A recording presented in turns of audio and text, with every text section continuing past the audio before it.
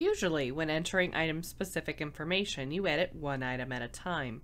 That can be tedious work. With 6-bit software, you can enter in item specifics using the batch change feature. For this tutorial, we will be working in cell items mode.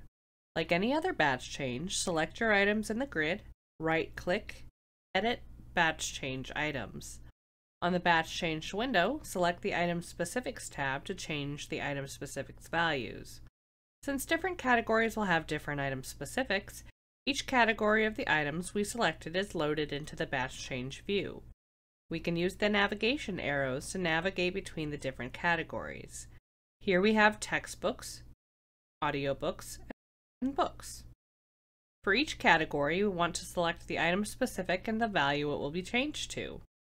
Let's start with the textbook category. In the first box, we can choose our aspect language and select English. For multi-select item specifics, you will need to click the Add button to include the value. Now you can see English is added with a checkbox next to it.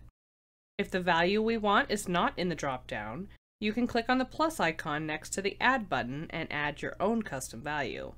If we want to add another item specific, we can click the plus icon to add additional changes. For the second item specific, we can pick dust jacket and type yes into the value field. We can click the trash can icon to delete the condition if we want to remove a characteristic. When we are done, we can click OK to start the batch change. If we open up one of these items and navigate to the Item Specifics tab, we can see the item specifics we added.